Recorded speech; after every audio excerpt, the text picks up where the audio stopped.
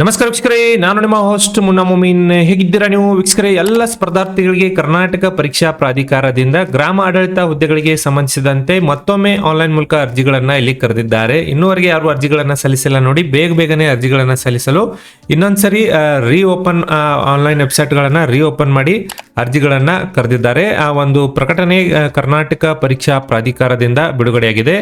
ಏನಿದು ಮಾಹಿತಿ ಈ ವಿಡಿಯೋನಲ್ಲಿ ಕಂಪ್ಲೀಟ್ ತಿಳಿಯೋಣ. ವಿಡಿಯೋನ ಸ್ಕಿಪ್ ಮಾಡದೆ ಕೊನೆವರೆಗೂ ನೋಡಿ. ಇನ್ನೂವರೆಗೆ ನಮ್ಮ ಚಾನಲ್ಗೆ ಯಾರು ಸಬ್ಸ್ಕ್ರೈಬ್ ಮಾಡಿಲ್ಲ, ಮುಂದೆ ಬರುವ ಎಲ್ಲ ಸರ್ಕಾರಿ ಉದ್ಯೋಗ ಮಾಹಿತಿ ಪಡೆಯಲು ಈಗಲೇ ನಮ್ಮ ಚಾನಲ್ಗೆ ಸಬ್ಸ್ಕ್ರೈಬ್ ಆಗಿ.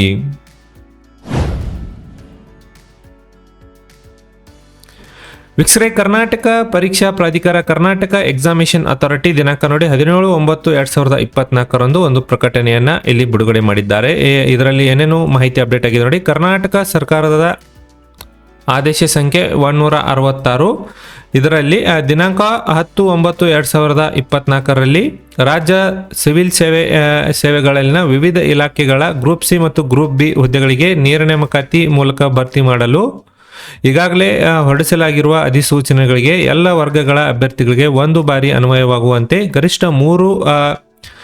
ಗರಿಷ್ಠ ವಯೋಮಿತಿಯಲ್ಲಿ 3 ವರ್ಷಗಳ ಸಡಿಲಿಕೆಯನ್ನು ನೀಡಿ ಇಲ್ಲಿ ಆದೇಶವನ್ನು ಹೊರಡಿಸಿದ್ದಾರೆ. ಅಂದರೆ ವಯೋಮಿತಿಗಳನ್ನು ಒಂದು ಗ್ರೂಪ್ ಸಿ ಮತ್ತು ಗ್ರೂಪ್ ಬಿ ಹುದ್ದೆಗಳಿಗೆ ಯಾವ್ಯಾವ ನೋಟಿಫಿಕೇಶನ್ಗಳಾಗಿವೆ ಎಲ್ಲ ಒಂದು ನೋಟಿಫಿಕೇಶನ್ಗಳಿಗೆ 3 ವರ್ಷ ಏಜ್ಗಳನ್ನು ಎಕ್ಸ್ಟೆಂಡ್ ಮಾಡಿ ಇನ್ನೊಂದ್ಸರಿ ಅರ್ಜಿಗಳನ್ನು ಇಲ್ಲಿ ಕರೆಯಲು ಆದೇಶವನ್ನು ಹೊರಡಿಸಿದ್ದಾರೆ.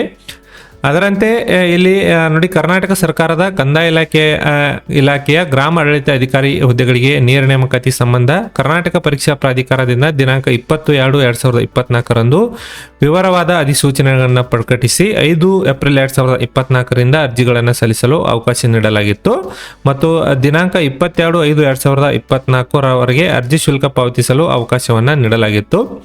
ಸರ್ಕಾರದ ಆದೇಶದಂತೆ ವಯೋಮಿತಿ ಸಡಿಲಿಕೆಯಿಂದ ಹೊಸದಾಗಿ ಅರ್ಜಿ ಸಲ್ಲಿಸಲು ನಿಗದಿಗೊಳಿಸಿದ ವೇಳಾಪಟ್ಟಿಯನ್ನು ಈಗ ಕೆಳಗಿನಂತೆ ಬಿಡುಗಡೆ ಮಾಡಿದ್ದಾರೆ ನೋಡಿ.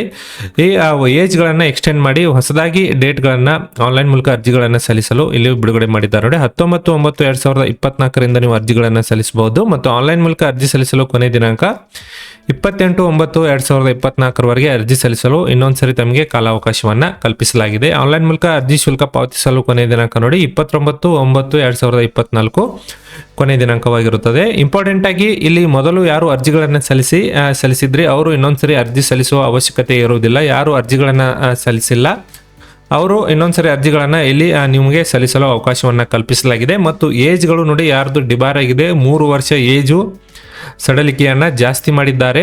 ಇಲ್ಲಿ ಅದೊಂದ್ಸರಿ ನೋಡಿಕೊಂಡು ನಿಮ್ಮ ಒಂದು ಅರ್ಜಿಗಳನ್ನು ಇಲ್ಲಿ ಸಲ್ಲಿಸಲು ಕರ್ನಾಟಕ ಎಕ್ಸಾಮಿನೇಷನ್ ಅಥಾರಿಟಿಯಿಂದ ಈ ಪ್ರಕಟಣೆ ಮೂಲಕ ಎಲ್ಲ ಒಂದು ಸ್ಪರ್ಧಾರ್ಥಿಗಳಿಗೆ ಮಾಹಿತಿಯನ್ನು ಅಪ್ಡೇಟ್ ಮಾಡಿದ್ದಾರೆ. ವೀಕ್ಷಕರೇ, ಈ ವಿಡಿಯೋ ತಮಗೆ ಇಷ್ಟ ಆಗಿದ್ದಲ್ಲಿ ಈಗಲೇ ಈ ವಿಡಿಯೋಗೆ ಒಂದು ಲೈಕ್ ಮಾಡೋದನ್ನು ಮರೆಯಬೇಡಿ ಮತ್ತು ಈ ಮಾಹಿತಿ ನಿಮ್ಮ ಸ್ನೇಹಿತರೊಂದಿಗೆ ಶೇರ್ ಮಾಡ್ಕೊಳ್ಳಿ.